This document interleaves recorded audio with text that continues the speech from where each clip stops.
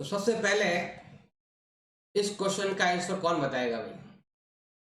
How many tangent can a circle have? एक circle पर कितनी टेंजेंट होती है? कौन बताएगा भाई? एक सर्कल पर कितनी टेंजेंट होती है? तो ये आपका सर्कल है, बताइए कौन बताएगा भाई इसका आंसर? बिल्कुल सिंपल है, इनफाइनाइट। कितना होता है? इनफाइनाइट। देखो ऐसे भी है, कल बताया था आपको बेसिक के अंदर, बहुत सारी आप इनफाइनाइट टेंजेंट खींच सकते हो, ड्रॉ कर सकते हो, बहुत सारी, जितनी आपकी इच्छा है उतनी खींच सकते हो। अगर ये क्वेश्चन थोड़ा चेंज होता और लिख देते how many tangent in one point, अगर आपसे पूछ ले कि वन पॉइंट पर कितनी टेंजेंट ड्रॉ कर सकते हो, टेंजेंट ऑन वन पॉइंट, एक पॉइंट पर कितनी होती है? एक पॉइंट पर एक ही होती है, एक पॉइंट पर एक ही हो। जैसे मान लो यहाँ पर एक पॉइंट है तो ये हो गया, यहाँ पर एक पॉइंट है तो ये हो गया। होता क्या है कि जैसे ही हम क्या करते हैं, देखो ध्यान देना भाई, सर्कल और रेडियस और टेंजेंट के बीच में यहाँ पर 90 डिग्री का एंगल होता है। ये सर्कल की जो रेडियस है और टेंजेंट है, इनके बीच में हमेशा 90 डिग्री का एंगल होता है। थोड़ा सा भी आपने चेंज किया तो एंगल चेंज हो जाएगा। तो इसलिए वन पॉइंट पर हमेशा कितनी ड्रॉ होती है? वन। लेकिन इस क्वेश्चन के अंदर कहीं पर भी आपके पॉइंट का नाम 1.2 पॉइंट कुछ लिखा हुआ ही नहीं है, तो केवल लिखा हुआ है कितनी टेंजेंट ड्रॉ हो सकती है, तो उसका आंसर होता है आपके इनफाइनाइट। इस क्वेश्चन का आंसर आपके इनफाइनाइट है। लेकिन अगर पूछ रहे टेंजेंट ऑन वन पॉइंट, तो हमारा आंसर क्या होगा? वन होगा। वन पॉइंट पर पूछे तो वन होगा, और कुछ दिया हुआ नहीं है तो आपको इनफाइनाइट लिखना है। इस चीज का ध्यान रखना है, एग्जाम में आता है क्वेश्चन, फिर मत कहना कि भाई बताया नहीं। अगला स्लाइड लेते हैं। हमें फिल इन द ब्लैंक करना है, ये जो है ना पूरा कंप्लीट बनना है, विथ बेसिक के साथ करना है। देखो सबसे पहला फिल इन द ब्लैंक क्या लिखा हुआ है? A tangent to a circle intersect. बताओ टेंजेंट सर्कल को कितने पॉइंट पर इंटरसेक्ट करती है? ये है भाई आपका सर्कल। बता देते हैं भाई, आपको हर एक एग्जांपल देके बता देंगे। देखो भाई ये है सर्कल, और ये है भाई आपका टेंजेंट, ये रहा। सर्कल और टेंजेंट क्या होता है? हमेशा ओनली एक पॉइंट पर, तो हमारा आंसर क्या आएगा? One point. और मैंने बताया भी था, अभी पीछे ही बताया था भाई आपको, वन पॉइंट, वन पॉइंट पर वन टेंजेंट होती है, वन पॉइंट पर वन टेंजेंट होती है। तो यहां पर भी एक टेंजेंट के बारे में पूछा गया है, तो एक टेंजेंट, देखो लिखा हुआ ना ए टेंजेंट, ए टेंजेंट मतलब वन, एक टेंजेंट पर वन ही होता है। समझ आ गया भाई आपके? अब लेते हैं हम सेकंड पॉइंट लेते हैं। सेकंड पॉइंट में आपके दे रखा है a line intersecting a circle two point. देखो टू पॉइंट को टच करती है, तो बताओ उसको क्या बोलेंगे? ये आपका सर्कल है और टू पॉइंट पर टच करती है, टू पॉइंट पर, यहां पर देखो, इन लाइनों को क्या बोलते हैं बताओ? इन लाइनों को क्या बोलते हैं? इसको बोलते हैं सीकेंट। क्या बोलते हैं भाई? सीकेंट। हिंदी में तो उसका नाम क्या है हिंदी में? सीकेंट का मतलब होता है छेदन रेखा। हिंदी में कहते हैं छेदन रेखा, मतलब वर्त को छेद करके चली जाती है। हिंदी में नाम होता है छेदन रेखा, छेदी लाल है ना जो वाला, वो हो जाएगा छेदन रेखा, जो वर्त को पूरा काट कर निकल जाती है, उसे कहते हैं। प्रतिच्छेदी नहीं, छेदन रेखा। प्रतिच्छेदी नहीं, अलग होता है। प्रतिच्छेदित ये होता है दो लाइनें आपस में कटे प्रतिच्छेद हो जाएगा, ऐसा नहीं होता है। छेदन रेखा बोलते हैं, छेदन रेखा, और इंग्लिश में कहते हैं सीकेंट। समझ आ गया भाई आपके? हाँ। अगला क्वेश्चन लेते हैं हम। अगला देखो भाई, थर्ड वाला, a circle can have parallel tangent. बताओ भाई एक सर्कल पर कितनी पैरेलल टेंजेंट होती है। कल ही बताया था आपको बेसिक के अंदर, जो रेगुलर रह रहा है उसको पता होगा। एक सर्कल है, उस सर्कल पर आप कितनी पैरेलल टेंजेंट खींच सकते। पैरेलल देखो भाई, ये है कोई लाइन है और सेम बिल्कुल पैरेलल यहां पर पैरेलल भी होनी चाहिए और टेंजेंट भी होनी चाहिए। पैरेलल टेंजेंट कितनी होती है? 2। कितनी होती है भाई? 2 होती है। पैरेलल टेंजेंट लाइन कितनी होती है? 2। कल बताया था भी आपको, जो रेगुलर रह रहा है बच्चा उसको मालूम होगा। कल मैंने बताया था कि पैरेलल टेंजेंट कितनी होती है भाई? 2 होती है हमेशा, मैंने बताया था। अगर आप इधर ड्रॉ करोगे तो इधर भी 2 ही बनेगी, 1 2। किधर भी बनाओ 2 ही बनेगी पैरेलल। समझ आ गया भी आपको? नेक्स्ट लेते हैं यहां पर हम fourth, common point of tangent and circle. देखो ध्यान देना भाई, ये रहा कॉमन पॉइंट, ये रहा कॉमन पॉइंट। देखो ध्यान देना भाई, जहां पर आपके टेंजेंट है और सर्कल है, इस पॉइंट को क्या बोलते हैं? कौन बताएगा भाई? Point of contact. क्या बोलेंगे इसको भाई? हम पॉइंट ऑफ कांटेक्ट बोलेंगे। तो ये चीजें आपको आनी चाहिए भाई। मैंने कल जो भी आपको बेसिक सिखाया था, उस जो क्लास में रेगुलर रहेगा उसको ये चीजें मालूम हो जाएगी। तो रेगुलर रहना बहुत जरूरी है क्लास के अंदर। अगला पॉइंट हम लेते हैं। देखो भाई एक सर्कल है, तो पहले बनाते हैं भाई सर्कल। तो ये रहा भाई आपका सर्कल।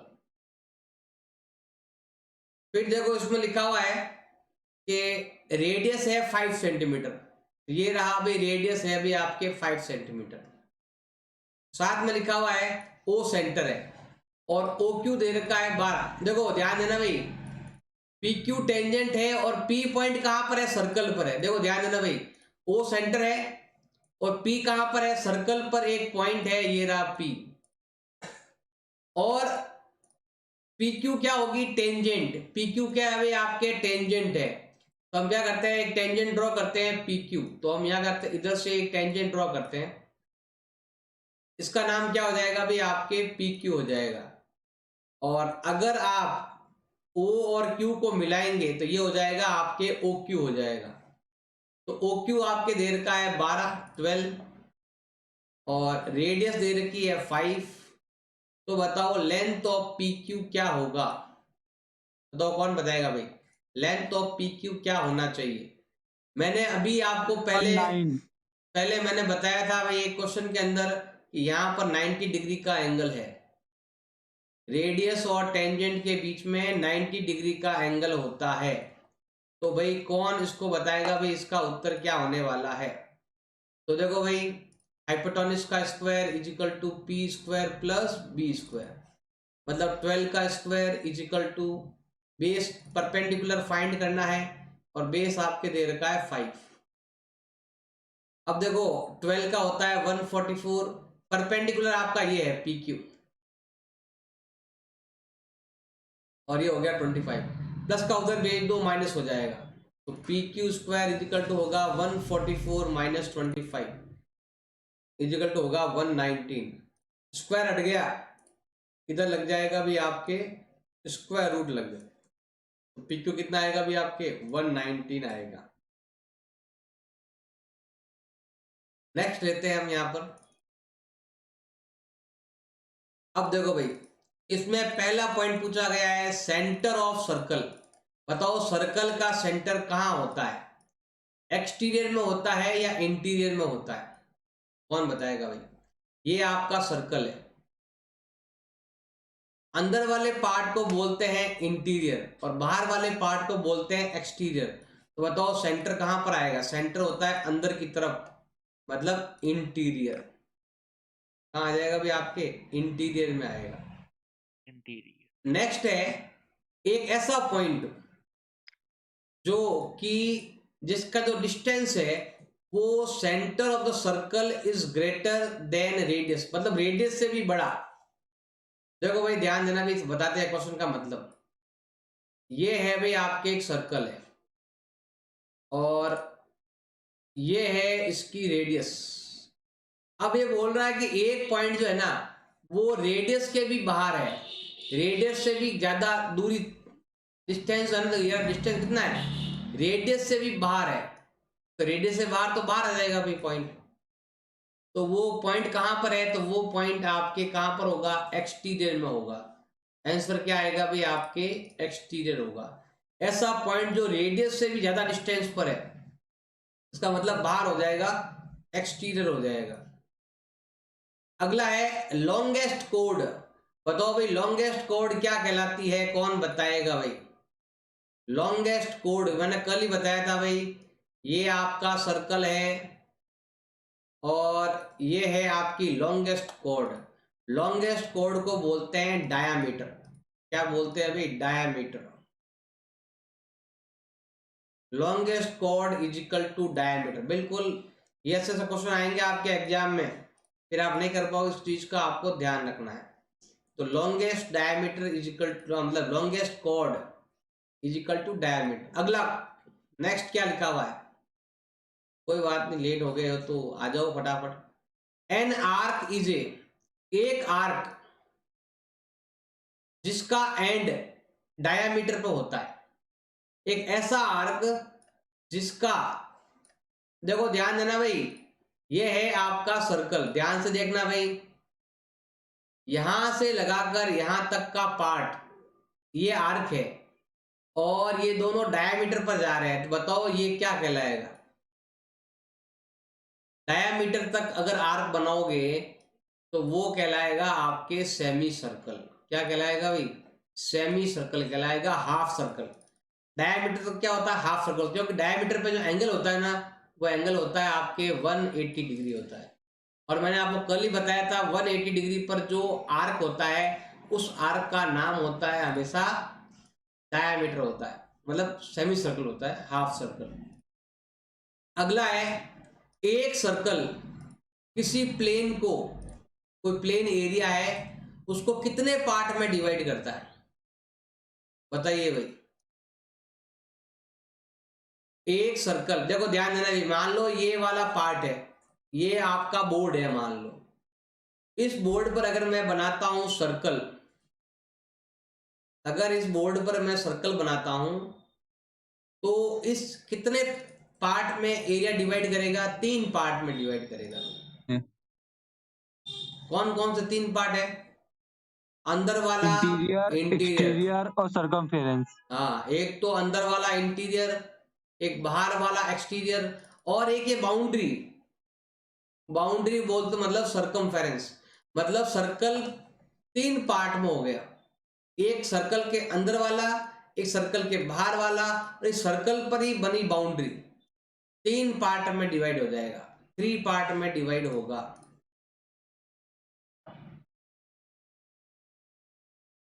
समझ आ गया अभी आपकी। नेक्स्ट पॉइंट ले हम, नेक्स्ट है ये वाला, इसमें लिखा हुआ है ड्रॉ ए सर्कल। एक सर्कल ड्रॉ करना है आपको, तो लो भाई सर्कल ड्रॉ कर देते हैं। ये रहा भाई हमारा एक सर्कल। नेक्स्ट पूछा है आपसे 2 लाइन लेनी है पैरेलल, हमें 2 लाइनें ड्रॉ करनी है, पैरेलल ड्रॉ करनी है। इसमें देखो एक तो क्या होनी चाहिए, 1 इज टेंजेंट, एक होनी चाहिए टेंजेंट और एक होनी चाहिए सीकेंट, एक होनी चाहिए टेंजेंट और एक होनी चाहिए सीकेंट।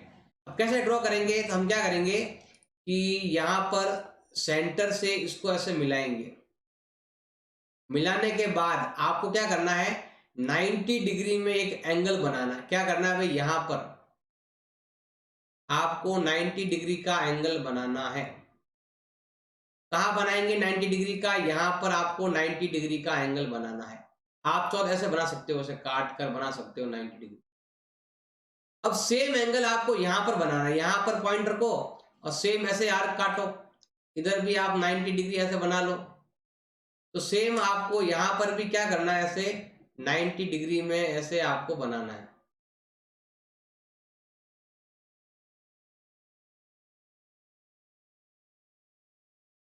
मतलब आपको रेडियस पर 2 अलग अलग 90 डिग्री बनाएंगे। 90 डिग्री बनाएंगे तो क्या होगा, दोनों क्या हो जाएंगे, पैरेलल। ये लाइन और ये लाइन क्या हो गई है, आपके पैरेलल हो गई है, जिसमें ये लाइन आपके कहलाएगी टेंजेंट कहलाएगी, ये लाइन कहलाएगी टेंजेंट और ये वाली लाइन जो है वो कहलाएगी आपके सीकेंट। एक लाइन आपके टेंजेंट कहलाएगी और एक लाइन आपके सीकेंट कहलाएगी। आपको रेडियस पर या टेंजेंट, देखो ध्यान देना भाई, ये आप चाहो तो डायामीटर पर भी बना सकते हो। आपको क्या करना है, एक लेना है डायामीटर, और डायामीटर पर कहीं पर एक तो कोने पर, सर्कल के कोने पर, और एक बीच में कहीं पर भी आप दो 90 डिग्री एंगल बना देना।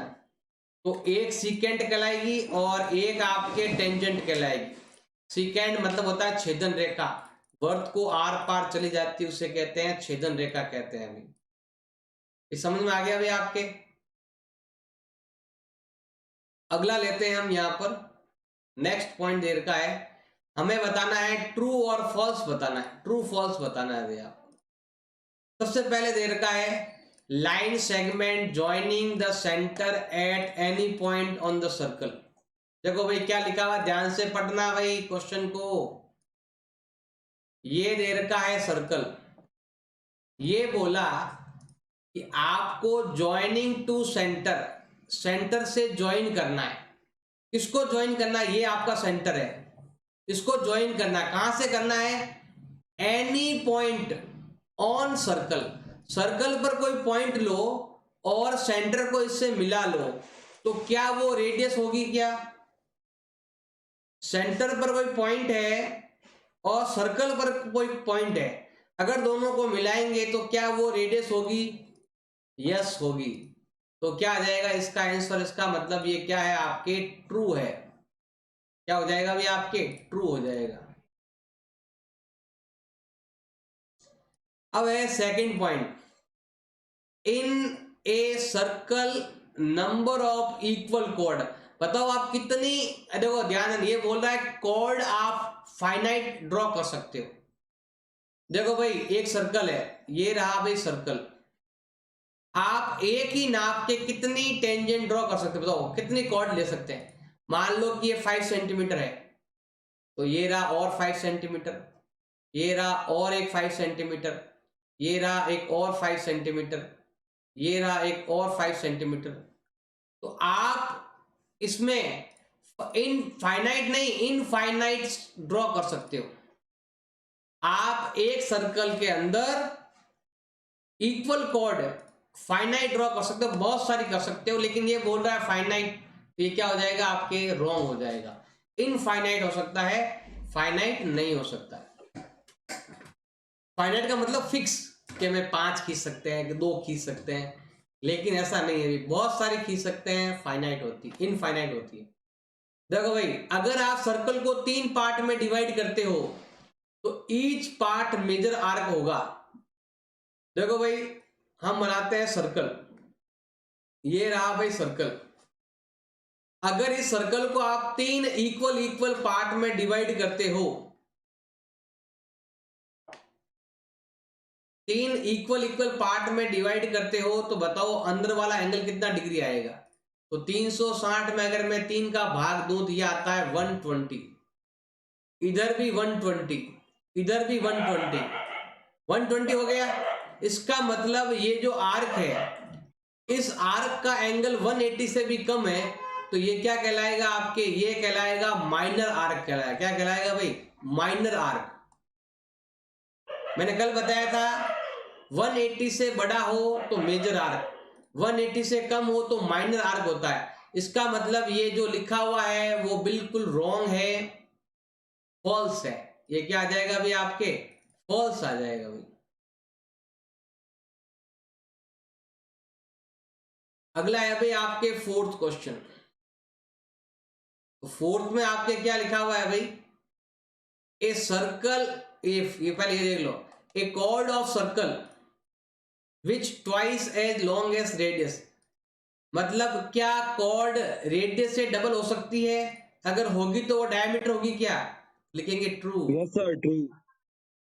रेडियस का डबल डायमीटर होता है। अगला, क्या सर्कल एक प्लेन फिगर है क्या, यस सर। ये भी क्या आएगा आपके ट्रू होगा, सर्कल एक प्लेन फिगर है। In a plane the set of point are constant distance from fixed point on the same plane, it is a diameter.